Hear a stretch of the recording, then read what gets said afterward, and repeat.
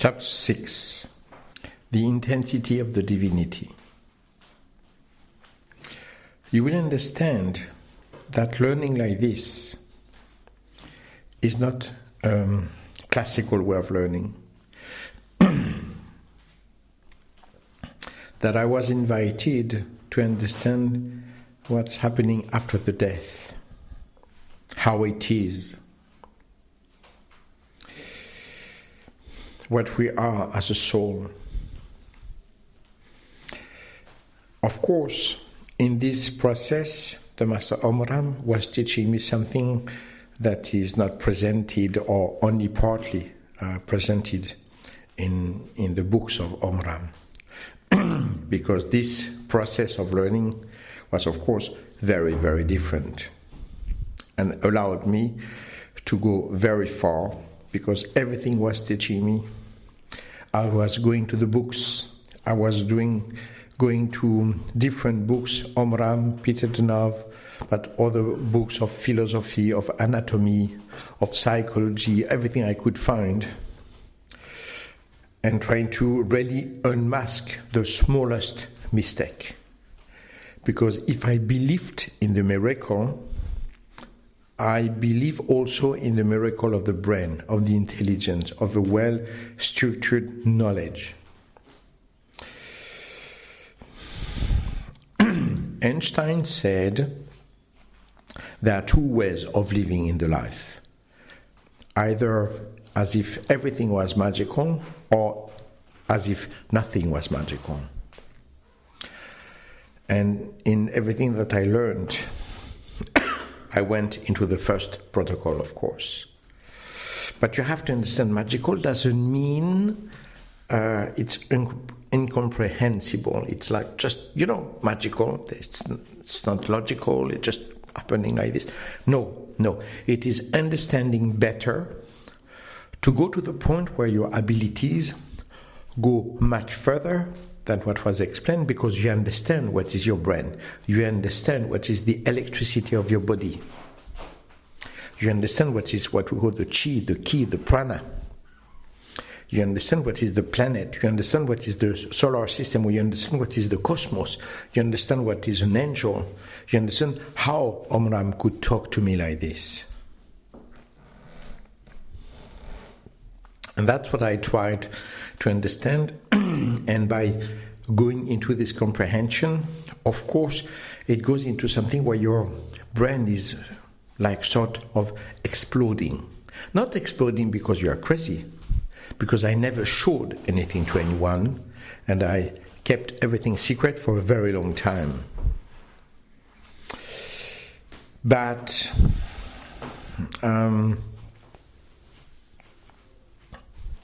your brain is exploding of enthusiasm, of power, of love, of comprehension that is allowing you to touch things that were just not existing before.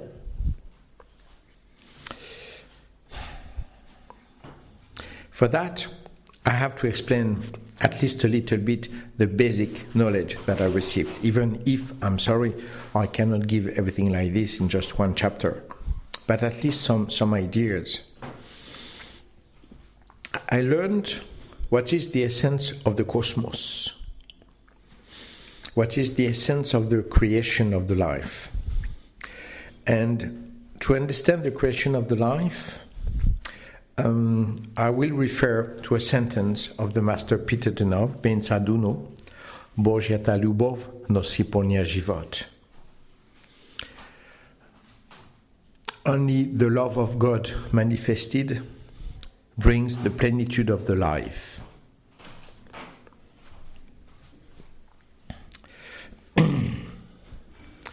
And it is true in our own existence, it is true everywhere in the cosmos.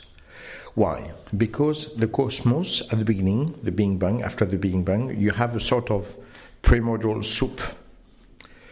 But the elements are going to organize by the power of gravity. And the gravity, by definition, is the power of love.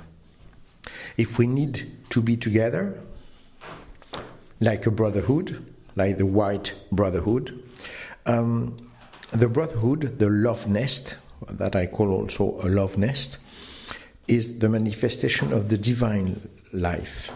When you're alone in the society, you will have just to survive. And you will fight very hard to be able to pay your rent, your taxes, your car, and you will fight to survive. And you will be so frustrated, so exhausted, that your life will be just a survival and will lead to nothing. The attraction is the power of love that is creating the life.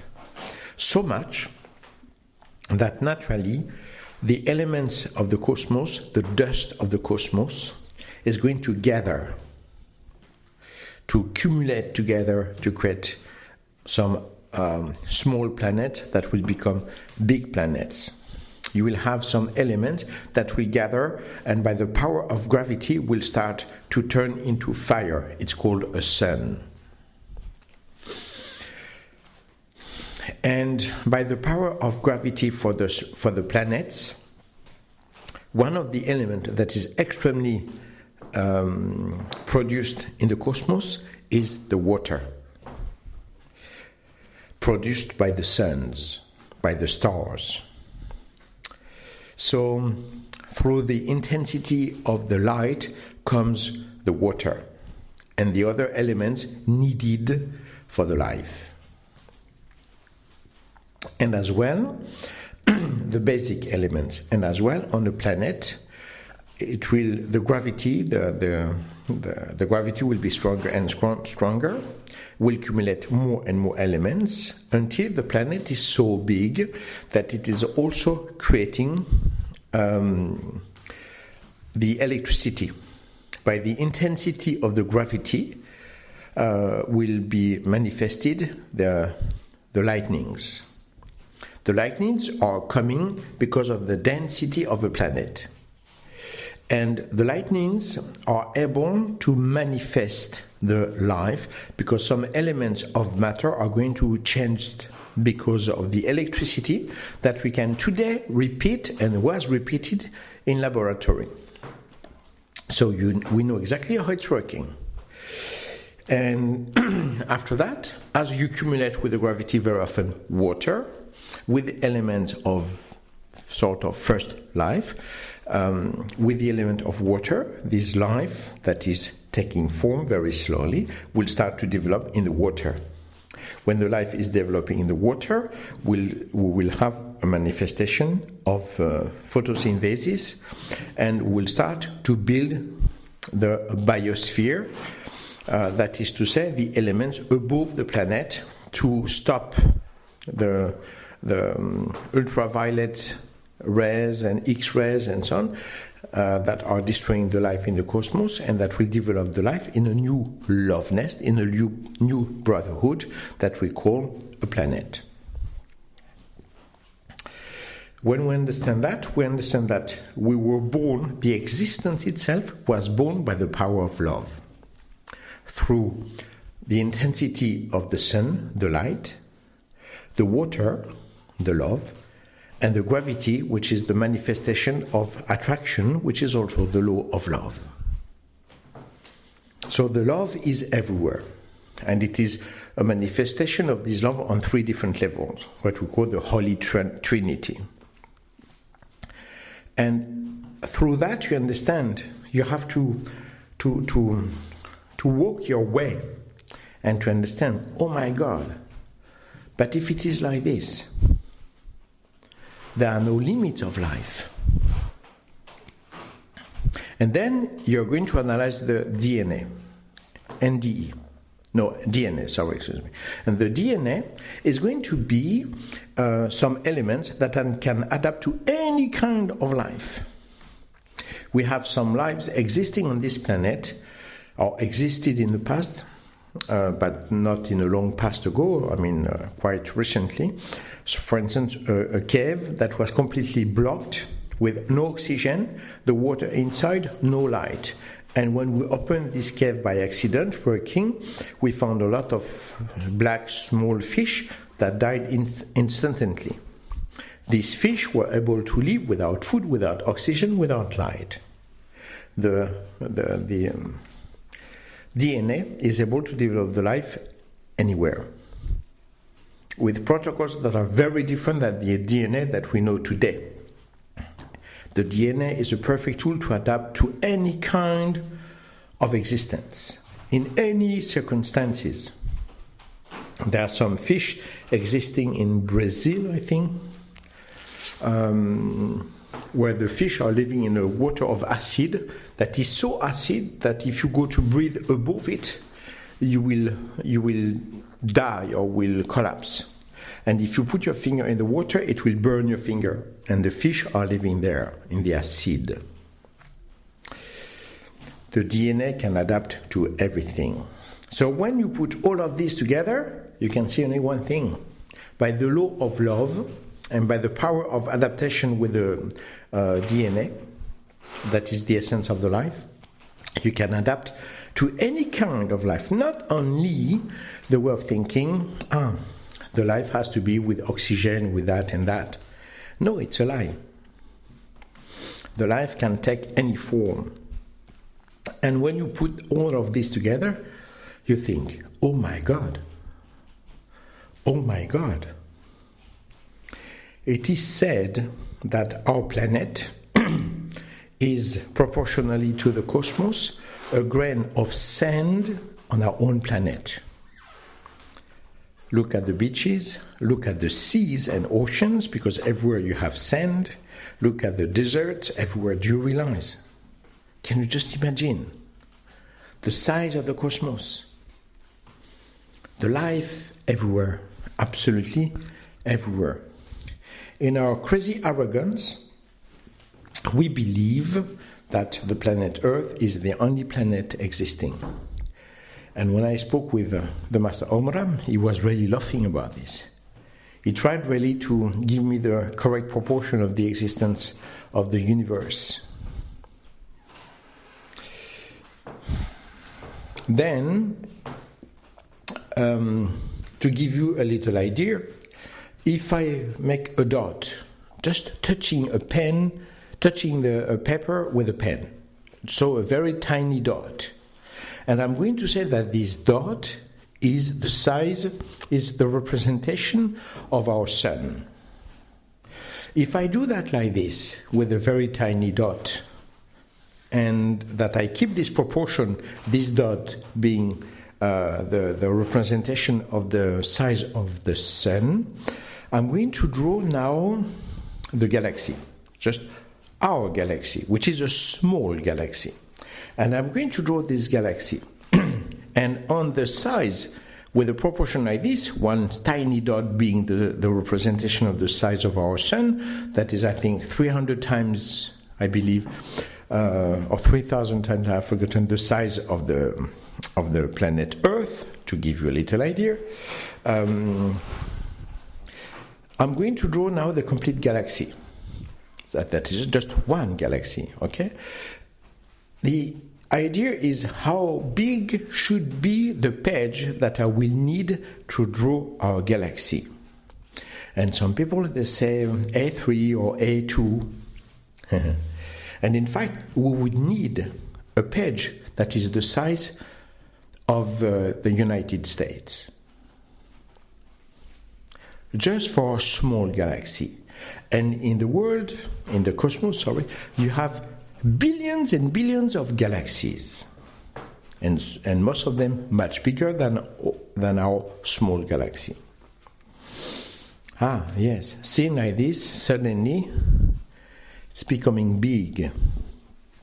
Now, another thing I received is that the Master Maram used to say, if we put the story of the cosmos from the Big Bang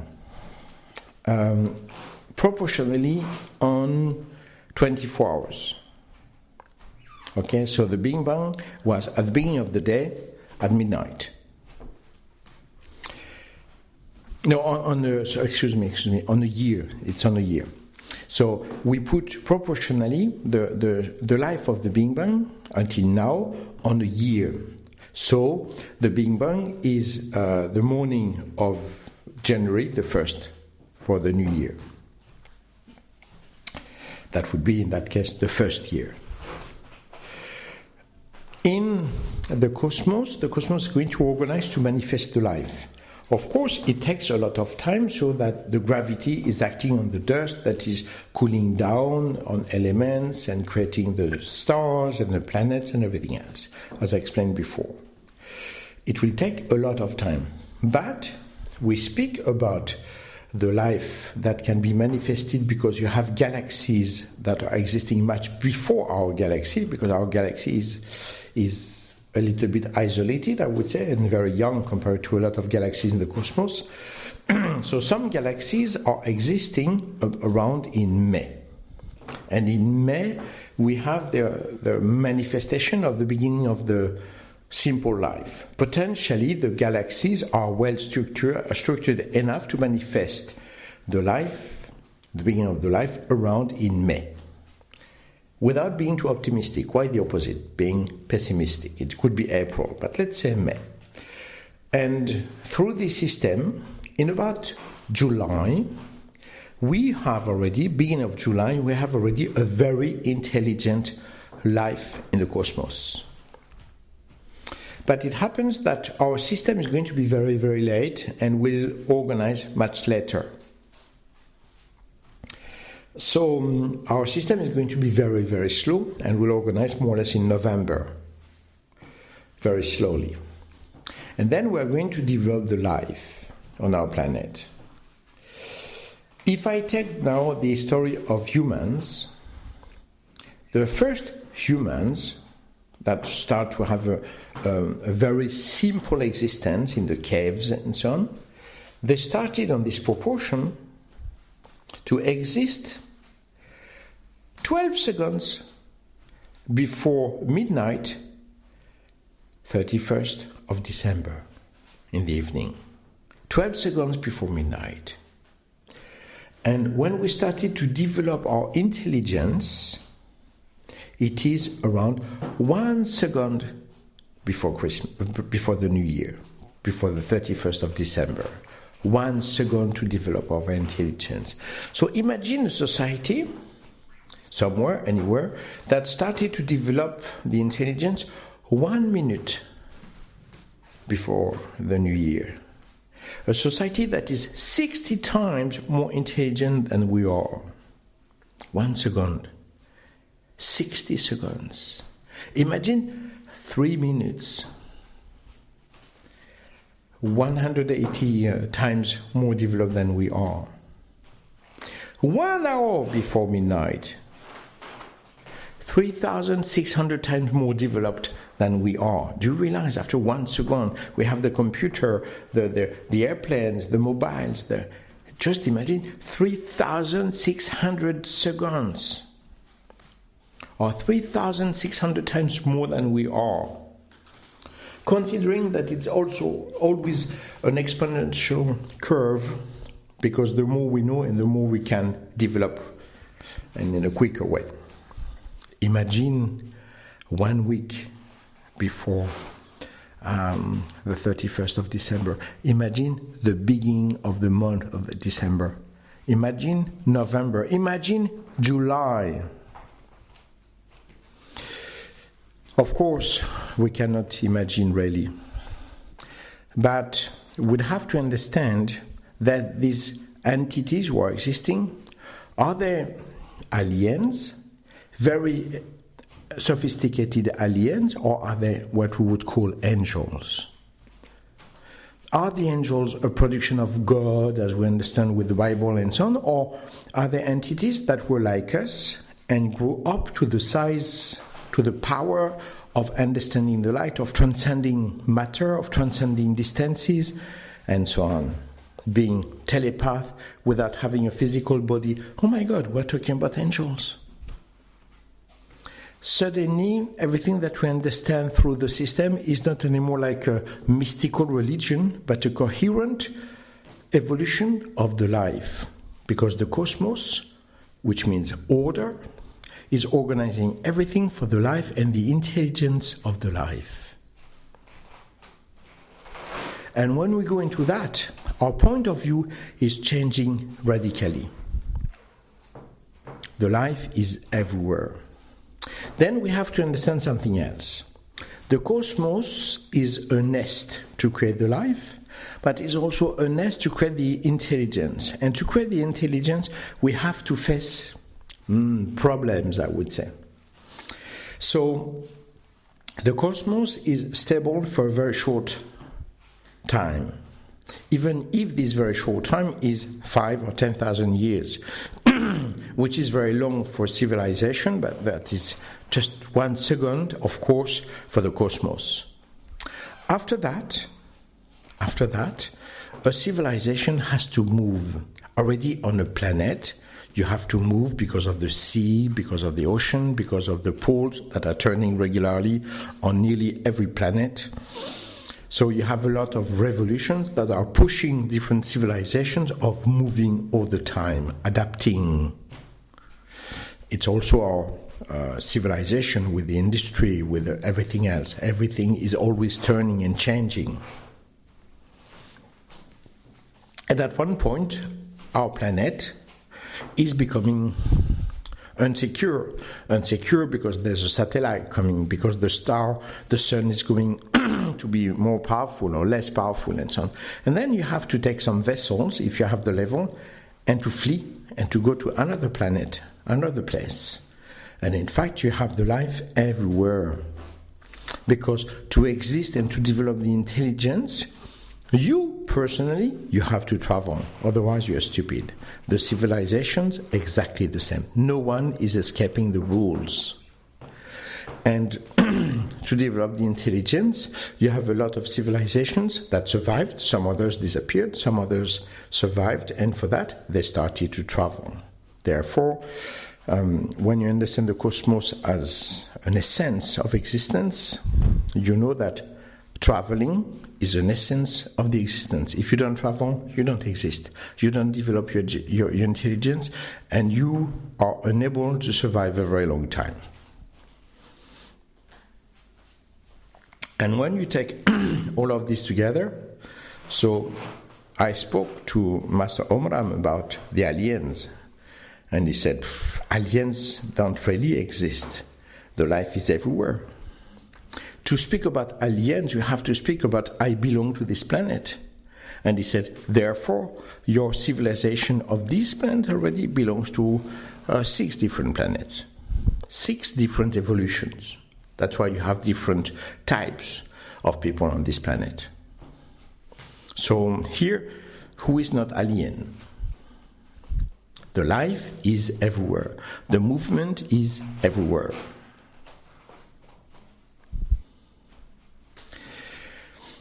And then he went even further, and he explained as well that the life is much more sophisticated than what we can know.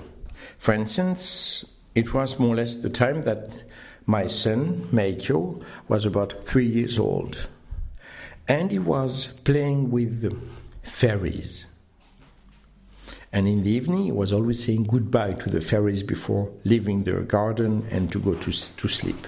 We're living in the countryside. And I asked the Master Omram, I said, but does he see these entities? And he said, well, he doesn't see them as he sees you, but he sees them enough to live with them, to play with them, to say hello, good evening, good morning. They are part of his existence. And after that, instead of learning, you learn to be limited and not to see anymore. And then I said, how shall I do so that Meikyo is not losing that? And he said, it's impossible unless you isolate him from the world. He will have friends, he will adapt to his friends, to the world, and even if you stay open, it will happen not so soon, but it will happen the same. Maybe we'll stay more sensitive, but it will happen because it's the protocol of this world, of what is allowed and forbidden. He explained to me that you have sort of devas, you have sort of entities, gnomes, you have what we call fairies, devas, sort of angels, that the life is ever full of an alien life that we cannot yet see, that in the future we can see. And he said, when you wonder, oh, maybe there are some aliens, as you say, aliens, in fact, you will see that they are not really aliens, they are entities of intelligence, even sort of animals that are living in the cosmos and on the planet as well. And you will discover later on with the higher electronics that they are just around you. You don't see them, as you had in the past with the microbes and so on. Until the day that they were discovered, they didn't exist. And he explained to me that all these entities, they are influenced by your way of thinking, because they have also, some of them, a very high intelligence. And I remember I said, then I didn't understand if you're saying that the life is, these entities, they are teeming everywhere around us? And he said, yes. And said, but then, why can't I see them? And he said, it's an incorrect question. Why can't I see them yet? Is the correct answer. And then he said, why is a baby unable to walk in spite of having legs and everything? Because his evolution is not yet allowing him to see that. And if you live in the normal evolution of the life, you will see all of this. You will live among all of that. He explained as well that the reincarnation doesn't exist because you are focusing too much on the existence of E.G. E.G. was born this day and he will die this day. Period. E.G. doesn't exist anymore. But E.G. is a part of an invisible intelligence, cosmic intelligence, that you would call the soul.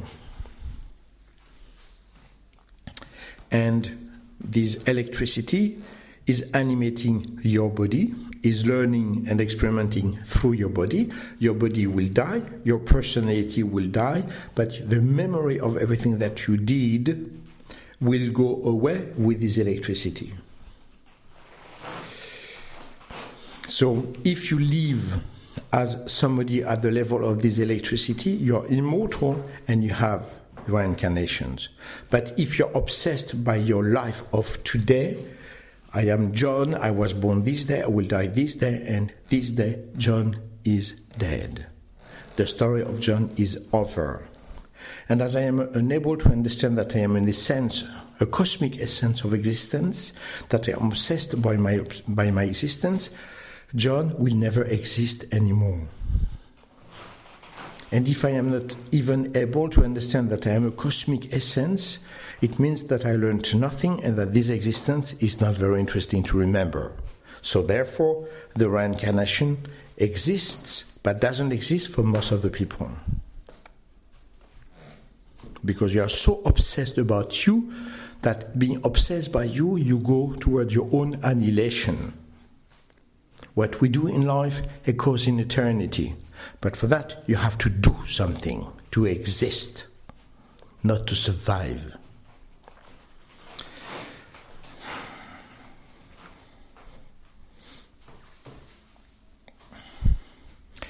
And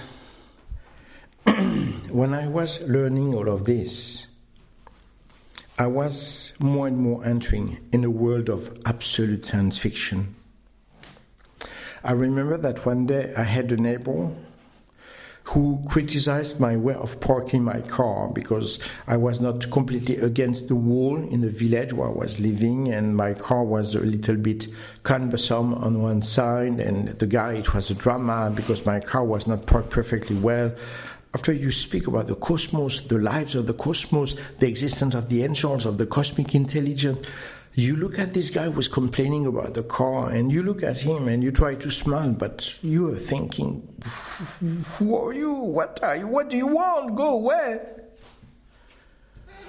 You know what? I'm afraid you're not going to remember your existence. Of course you cannot share. You cannot speak. How could you? How could you?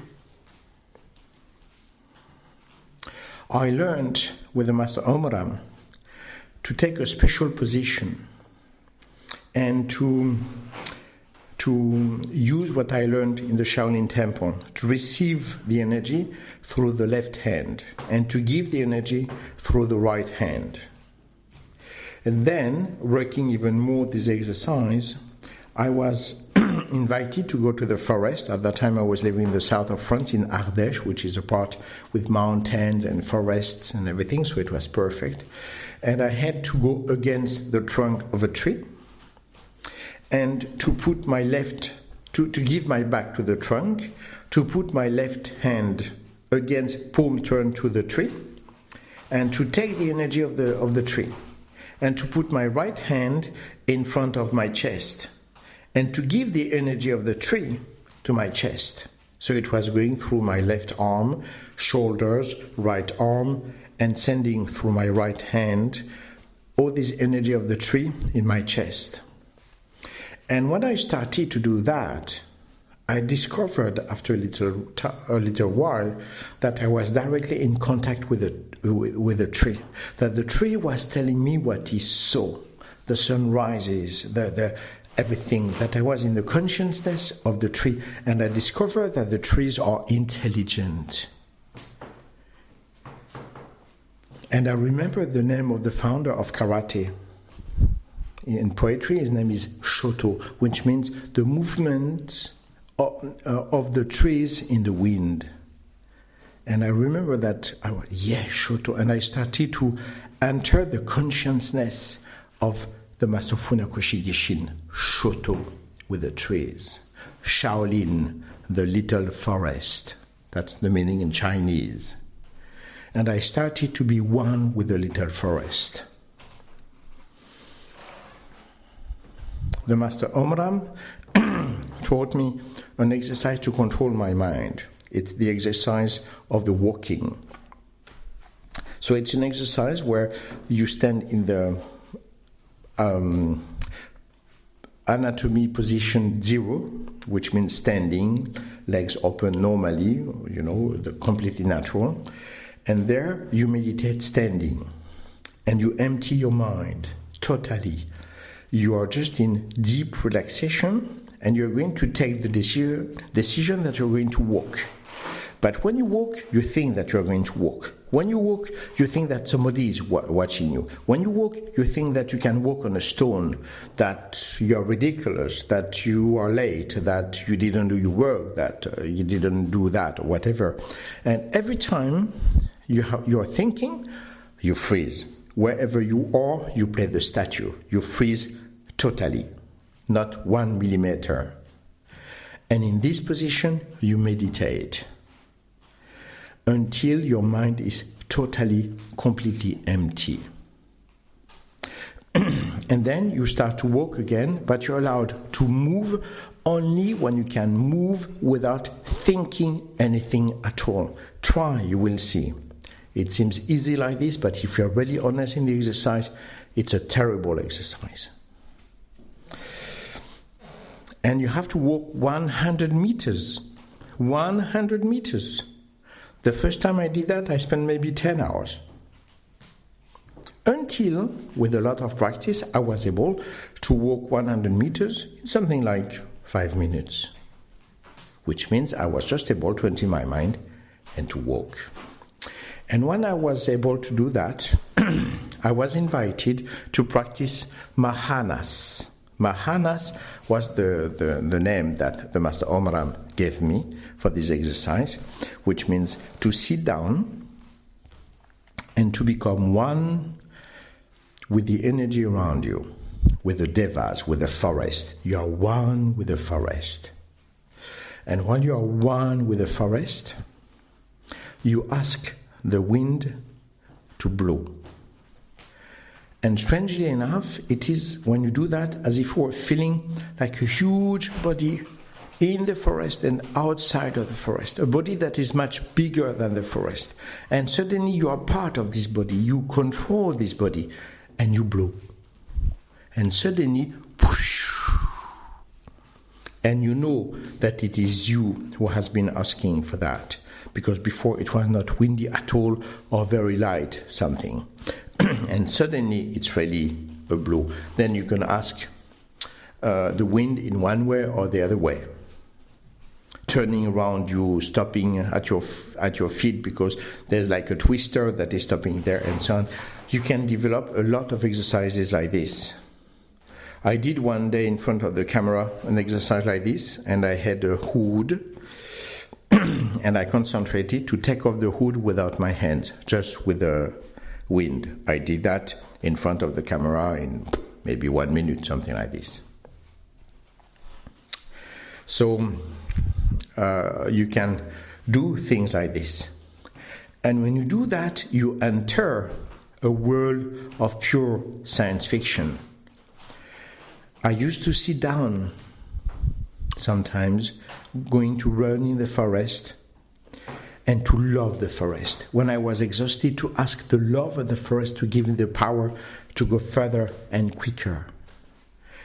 And then at one point, just to stop when I was completely in love and in unity with this forest, to sit down and to feel the life within myself, because I was sweating, and to feel the same life around me.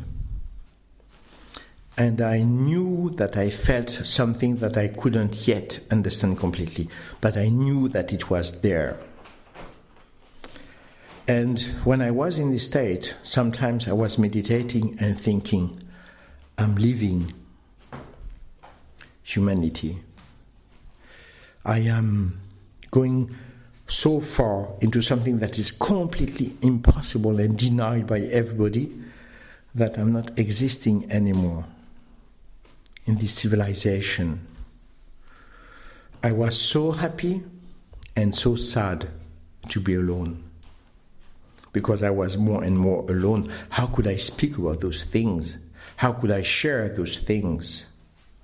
It was a marvelous intensity, a marvelous existence, a marvelous confirmation, a marvelous communion. And at the same time, when I was looking at people, I felt so sad and so lonely. One day I remember I spoke with the Master Omram, and I told him, when I look at them, they are so happy with the football, with an aperitif, with stupidities and barbecue, and they look so happy. I'm just jealous of them. Sometimes I would like to be like them. And the Master Omram told me, Iji, listen to me. You understand that my manifestation is not classical, that we're in an existence that you start to understand, but you don't yet control at all. So listen to me. I can delete everything that you have been learning with me, everything that you have been learning in the Shaolin monastery. I can delete everything. You will become one of them. I can do it now. Do you want this peace? And I thought, 2 seconds, I said, no, thank you. No, I want to stay like that. I said, good. Now you know that you love what you know, that you don't want to change, that you want to learn more and not to go back to their state.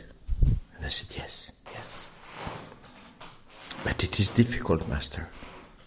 It is difficult.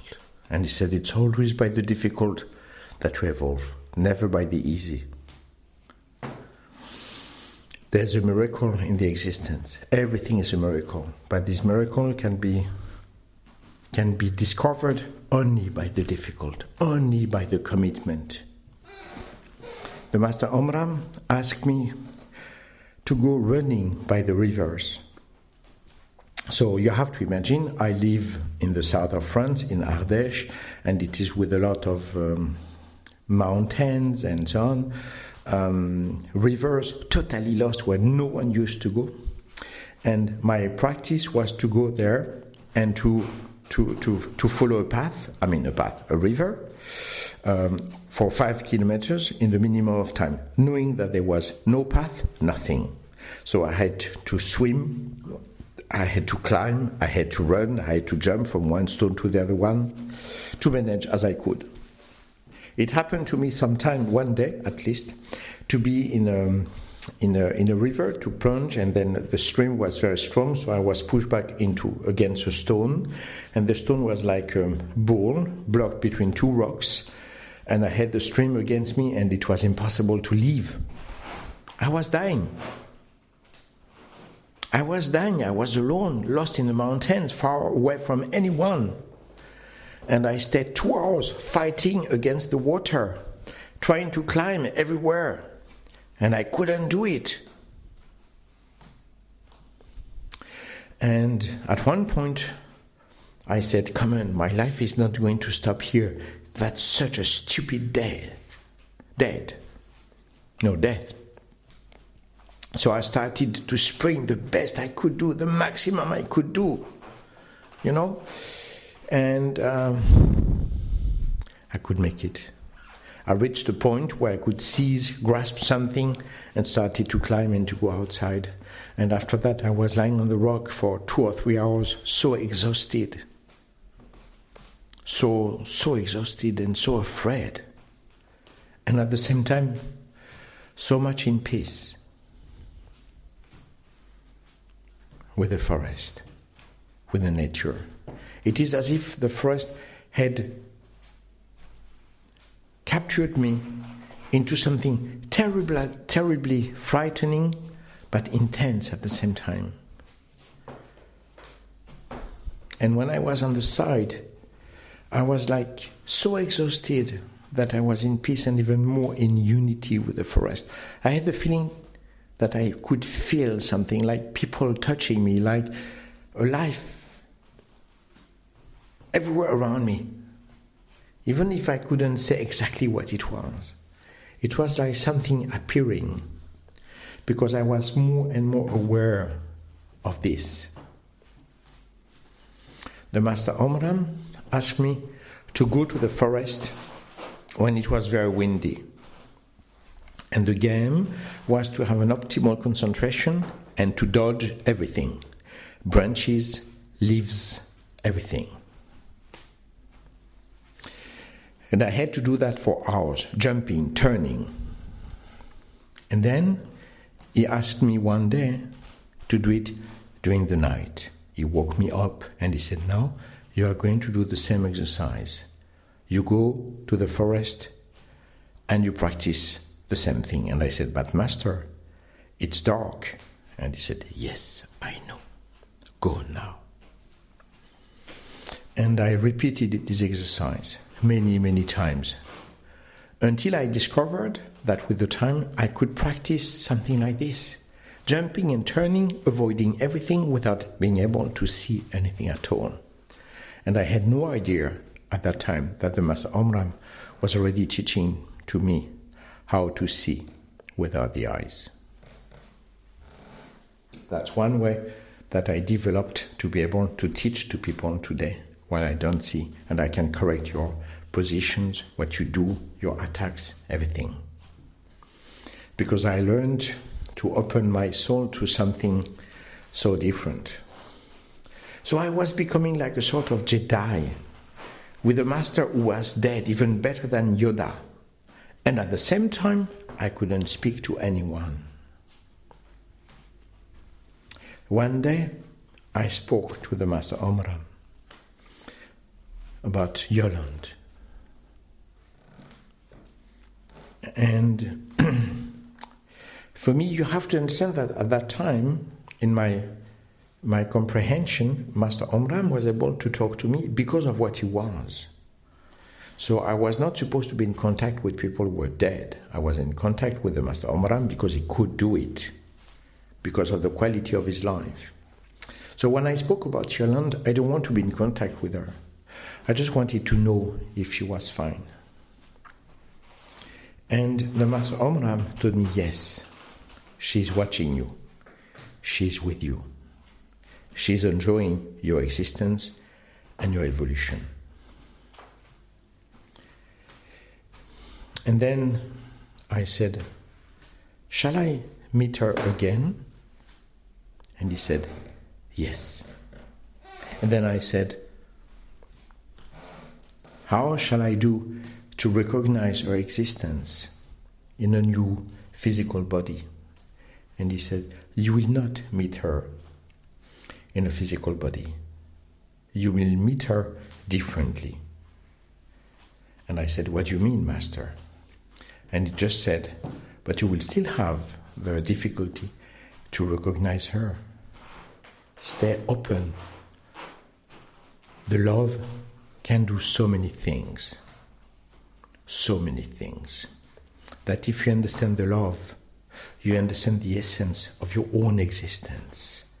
And the existence goes beyond the physical life, which is only a tool to manifest this essence of life, among so many other ways. Stay open, always.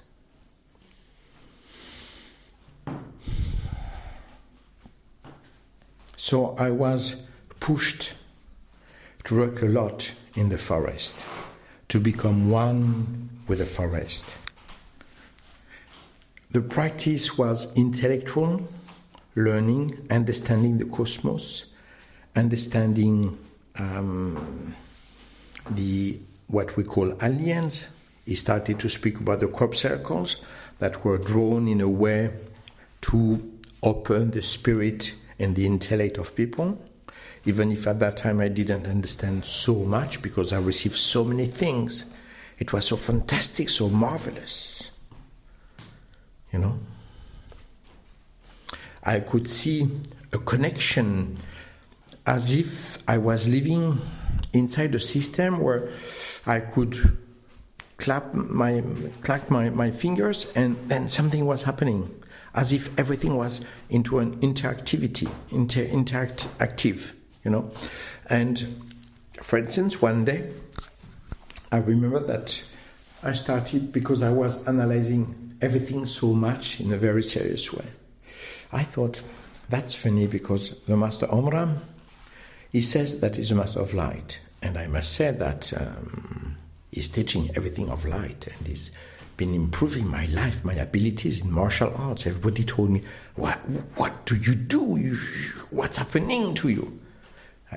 What could I say? I said, I just can practice a lot. And I had to lie, to hide to people, because I was asked to keep everything secret so that I had the time to develop in a free way without having the pressure of anyone who wanted to get an information from the Master Omram or whatever else. But I had noticed that the Master Omram with the light was always coming during the night, which is stupid because he came when my girlfriend was sleeping, and my girlfriend was sleeping during the night. But still, that's the mind. You build things, you're afraid. Instead of being in love with what's happening, and I was, but still you worry. You worry, you want to find the trap somewhere. So I started to think like this, that's an entity of light, but it's always coming when it's completely dark. And I thought like this. I didn't tell him. I told that to no one. And the next time that he came at the sunrise. So the light was shining outside. But to understand everything, you have to know that at that time you can understand that I was very, very much into Master Omram. At that time we could have about 15 conferences that you could buy on tape recorders. Yes, I know, I am very old. It's like this. So I had a system, I had an electrical timer, and I could have half an hour of conference. So to fall asleep, I was falling asleep with the conference of the Master Omram. And after that, the electrical timer was stopping the tape at any place. And in the morning, at the time I had decided, the conference started again. So it was starting completely at random, of course, because it was blocking at one point and it was not always exactly the same. So it was always changing a little bit at least. And this day, the Master is coming in the morning. So it starts talking to me, and I start to learn with him. And at one point, the alarm clock, that is the conference of the Master Omram, is starting. And I didn't want my girlfriend to wake up, so I jump very quickly and I turn off the tape recorder. And the time I react and I go, there's only one sentence that we can hear. And the sentence was, and the spirit manifests itself through matter. Or maybe it was, and light manifests itself through matter.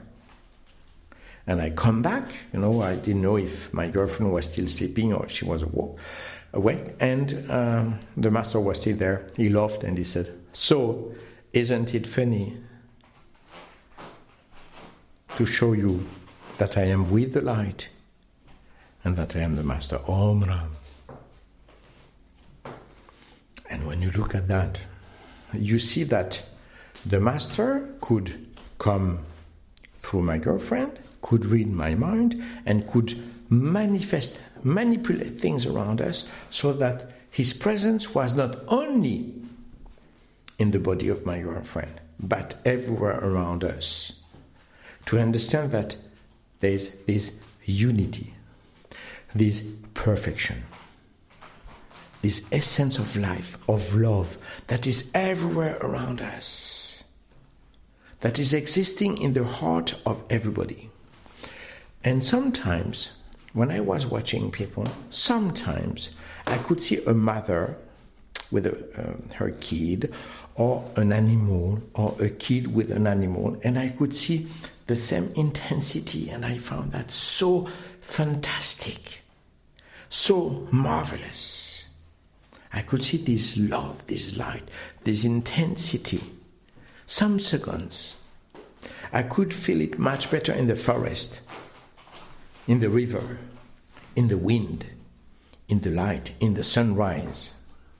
But sometimes I could feel it also in the gaze of somebody, in the touch of somebody.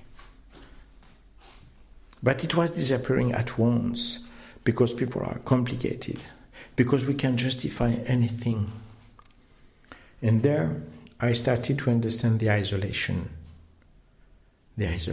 because so often people are not able to recognize this marvelous cosmic electricity that you are, that we are, all of us. This cosmic electricity that is everywhere on the planet, in the plants, in the forest.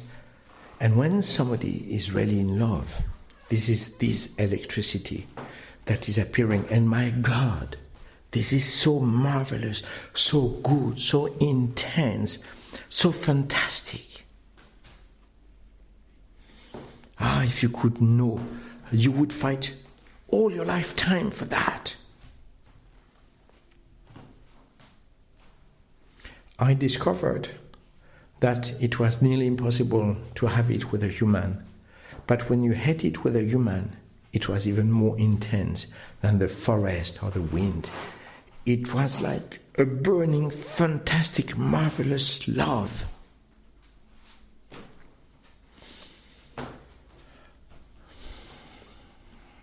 Learning ideas to accept the life everywhere.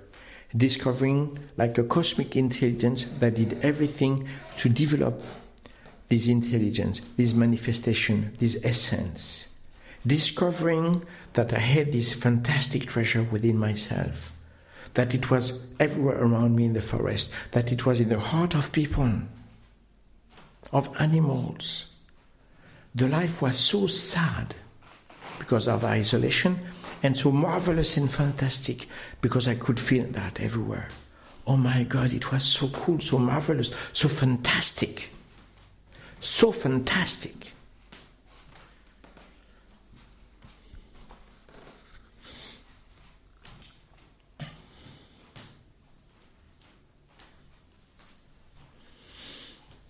The Master Omram was very specific in the work, merciless.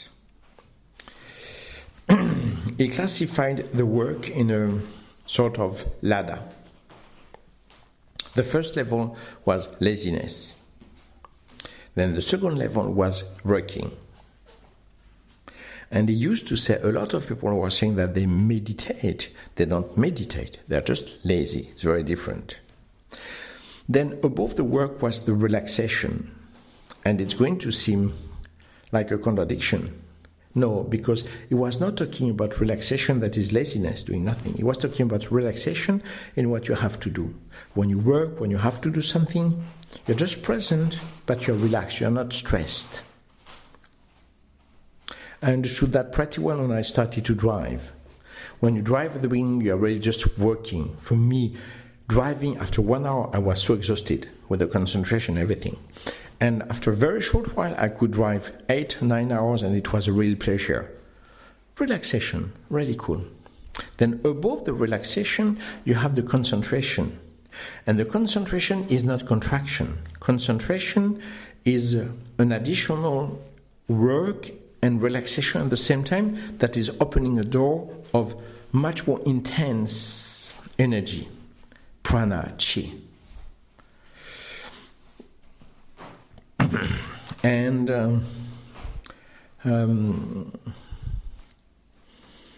it's opening some abilities that are fantastic that we develop also even more in martial arts. And for that, for instance, when I was at that level, the Master Omoram asked me to run 15 kilometers, 20 kilometers in the forest, in the mountains. Don't give up. Don't slow down. Go quicker and quicker and quicker. As quick as you can. Don't give up. And there, it was really, I was so motivated in this situation that I worked even harder than when I was in the Shaolin Temple. Even if I was linking this work to the Shaolin Temple quite a lot. Because it was really the same spirit, the same thing that I developed already in the temple in Shaolin, in Scotland.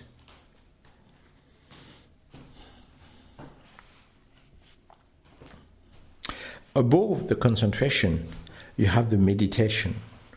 And the meditation is a very difficult work, where you go beyond the limits. A lot of people, I hear them saying that they practice meditation. In the best case, most of the time they practice, in fact, just a relaxation, but not at all a meditation. A meditation is that you break all the limits. You are everywhere. You are no one, and you know exactly what you are, even if you're nothing and no one and nowhere. I never needed to take drugs because the meditation was like an explosion. It was so marvelous, so fantastic, so transcendental. I remember that one day, a student of the Brotherhood, the White Brotherhood, came to see me because she wanted to travel to work with me. And she said that she used to do a meditation of 3 hours every morning at the sunrise.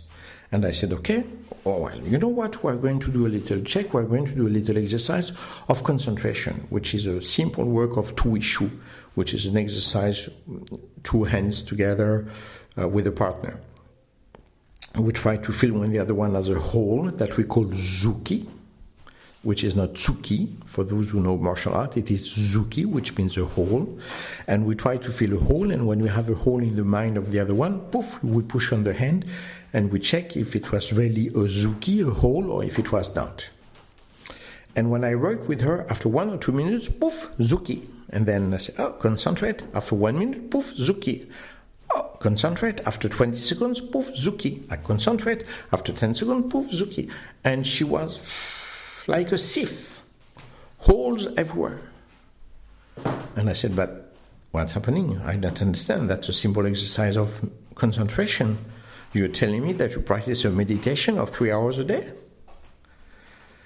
And she said, I don't understand.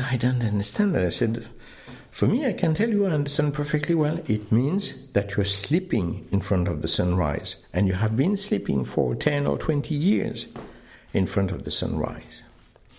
If you do not check from time to time, our lazy mind will find out the way to pretend working. You need confrontation and checking all the time, all the time, all the time. Otherwise, poof, new trap. Education of the society. I don't move, I don't get tired. I'm sleeping, I'm dreaming. At that time, the Master Omram asked me to concentrate on my dreams and to write down every dream, to remember better and better my dreams. He asked me, and it was very hard for me, to change my diet, to eat differently, to eat seeds, fruit, very light food, and believe me, it was horrible. Because I used to eat a lot of sweet, a lot of sugar, which is normal because I am a being of love. So as I missed love so much most of the time, the sweet food is giving you a feeling of love. It is cooling down a little bit what you miss.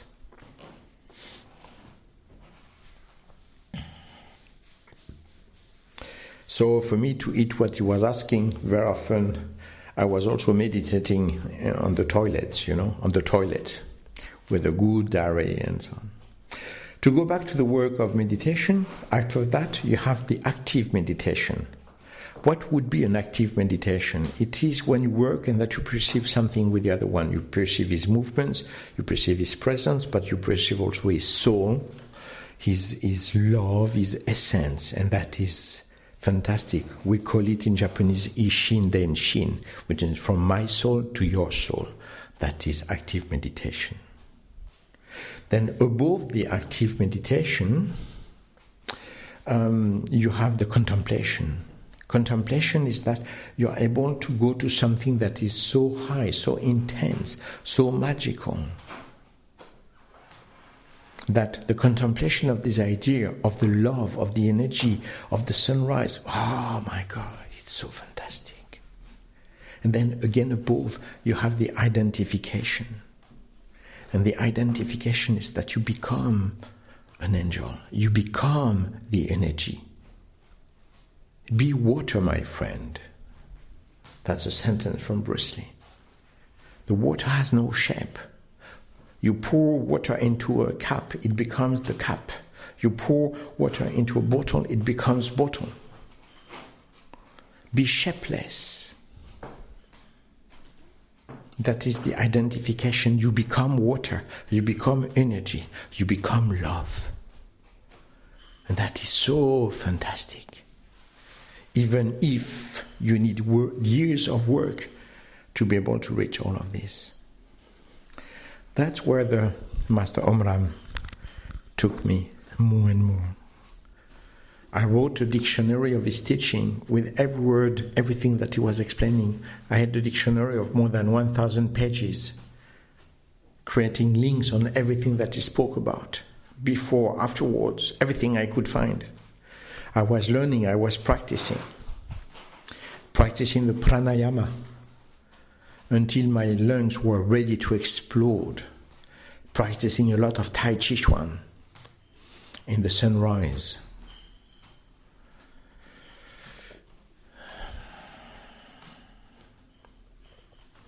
And then I was able to look at the world. I understood that the nationalism, the fact that you believe to be French, or you believe to be British, or you believe to be American, or you believe to be German, it's a complete, total stupidity. First of all, because of course you don't belong to a country. Your conditioning belongs to a country. Yes, absolutely. And your conditioning is there to protect the country, to make a country stronger, never to free you. So you're fighting very hard to protect your jail. What you call free will, I call it conditioning. Because if you were in the free will of the soul, of this energy, of this sea, ocean of life, of love, you would be totally free. Very often I say, do you know why I'm very generous? It's because I'm very selfish. But I have a secret. I know that we are one. So when I look after you, the more I look after you, the better I feel. Because I know the secret. We are one. We are one unity, one cosmos, one ocean of life, one ocean of beauty, one ocean of miracles.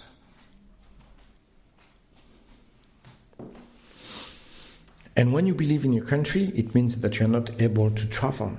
You are not able to adapt to a new country. You are not able to learn a new language because you love your language so much. I heard lately that, for instance, in Spain, when you speak English with a correct accent, everybody will make fool of you. Oh, what are you playing? What do you just try to show off? You want to speak English like a British one? You must be joking. And why not? And why not? And if we are not ready to travel in the world and to learn from the world, then it means that we're totally controlled, that we are following completely the conditioning of one country that is teaching me only one thing, the way of thinking of France, of England, of Italy, of Belgium, where a lot of things are ignored, denied, so that the country is a marvelous country. And there is never a marvelous country, because a country is a system of power. A country is a system of gathering together to fight, to take more, to kill more, to destroy more. The essence of the life is to understand that we are one humanity, one essence of existence. With the animals that we don't kill to eat, with the nature that we respect, because we respect ourselves, and we are Gaia, we are Pachamama. We are not separated. It's a manipulation of this society, because when you're separated, you feel so lonely that you buy a lot. You buy, and you lie, and you take to the others, and you manipulate, and you destroy. What a shame. What a shame. It's the opposite of the essence of what we are. And we are not limited. When the Master Omram died, he came back to me and he told me for years, is the proof of the essence of this life, of this existence. I learned by what he told me, but also by his existence, by his miracle. Everything is a miracle when your heart is open.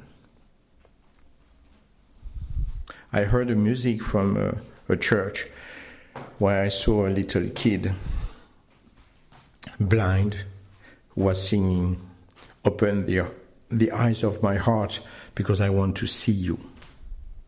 Yes, absolutely.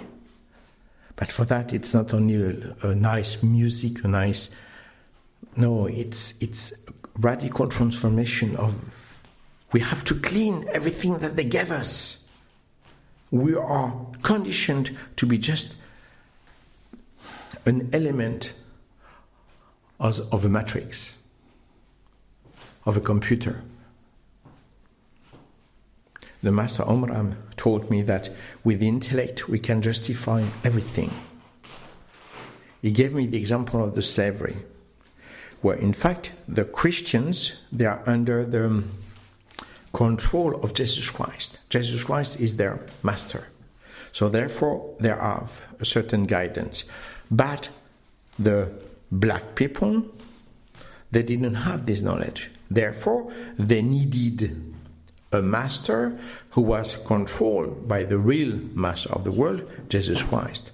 So therefore, as the black people were too stupid to learn and to be in contact with Jesus Christ, they needed a white master to teach them to work, for them of course, to evolve towards a certain intelligence that could maybe one day allow them to be in contact with Jesus Christ.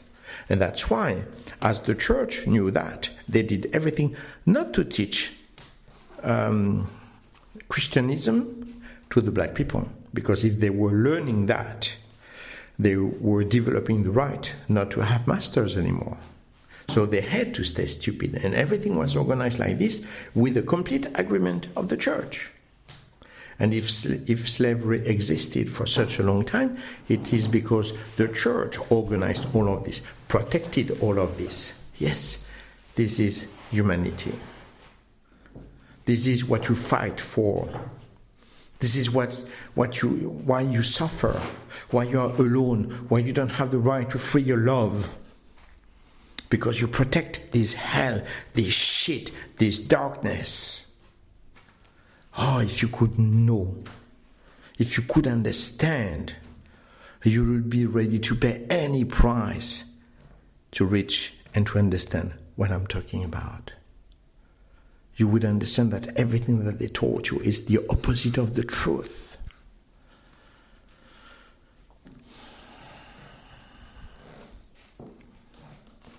We speak about perfection, commitment of the body, perfect spirit, perfect honesty, complete commitment, complete love, complete abnegation for your evolution and for humanity, for the animals, for the life, for everything. Love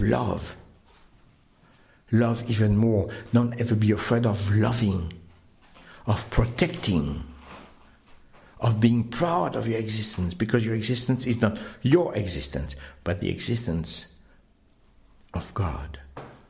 Božia lubov nosí plnia život. Only the love manifest, the divine love manifested brings the plenitude of the life.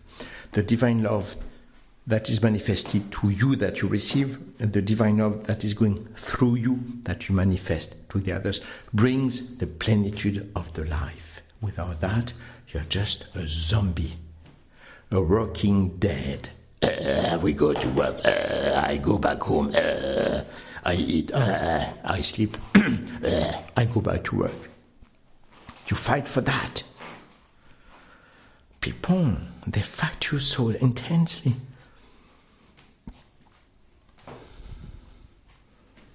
You're just eating some pasta without salt, without anything, while you could eat some fantastic dishes, some fantastic food.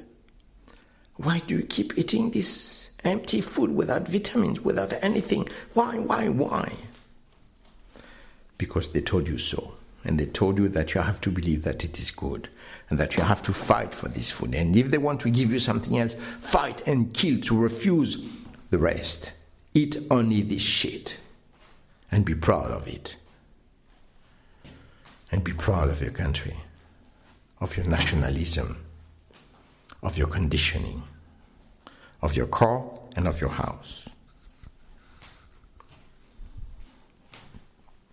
I don't know how I can make you feel that when you enter a magical world, suddenly you wake up. You know, I heard the interview of a woman was very, very simple, intellectually. And she had experimented NDE, near-death experience. And she said, oh, you know, people are afraid of dying because they believe that when they are going to die, they are going to fall asleep. And therefore, it's radically the opposite. It's now that we sleep. When we die, we wake up. Wow, so simple and so intense. But I tell you something that I learned from the Master Omram. We can wake up now. We don't need to die to wake up. We can wake up now, so that we have a body that is able to manifest this intensity and this love. Yes. And that is a marvelous, fantastic adventure. Even if we have very often to stay alone because we cannot speak about what we experimented. And there, what I'm talking about, I can tell you I was just at the very beginning of what I have been discovering afterwards. And already there, it was so incomprehensible that it would be like trying to explain to a kid what an orgasm is. How do you want me to explain that to a kid? The love may be with mom, but the orgasm,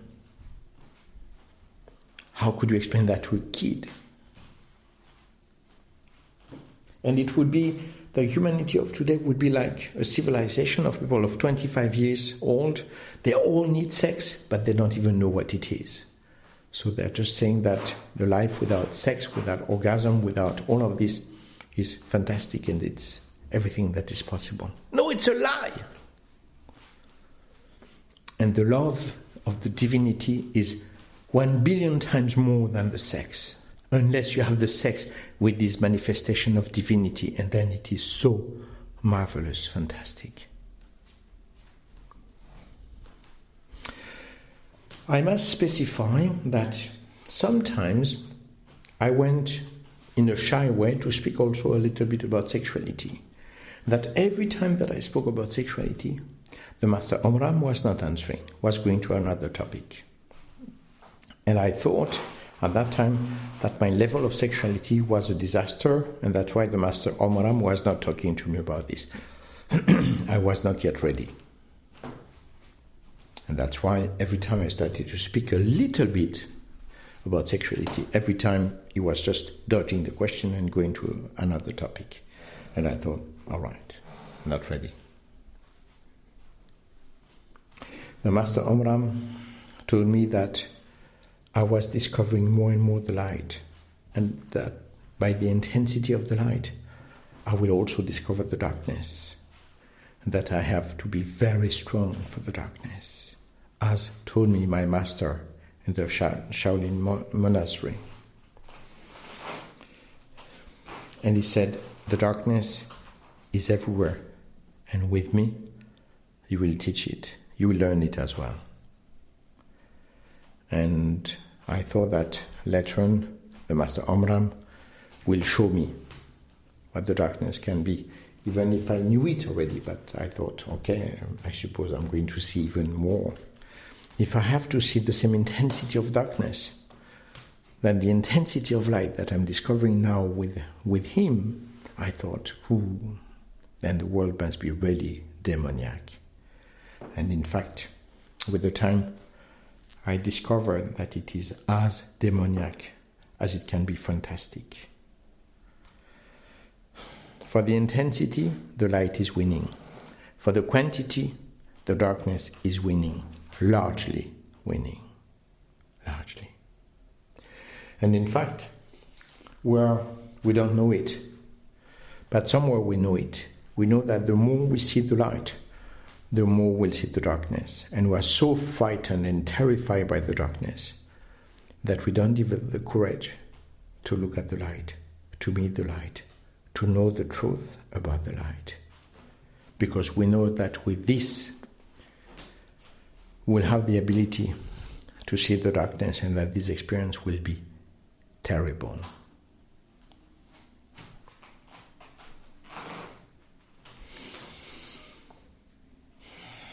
That's what I was learning with the Master Omram, always in secret.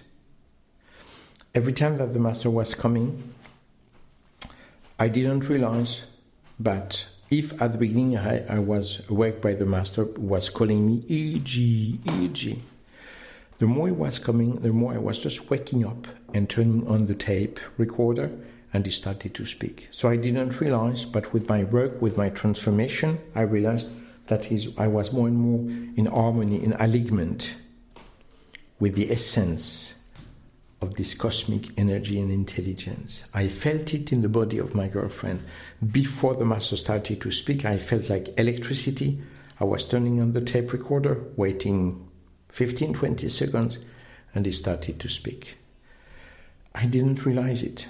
I did it like naturally, without wondering anything.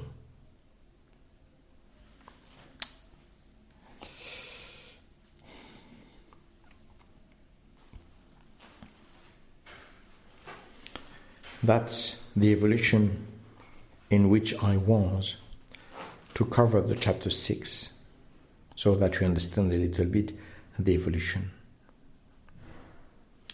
When I think to this time, it was a marvelous time, a marvelous, fantastic time. I accumulated so many marvelous adventures. I was touching something that was so fantastic. I knew that I was touching something marvelous, marvelous, and at the same time I couldn't yet figure out everything. But I knew that that was only the beginning of a fantastic journey. Thank you.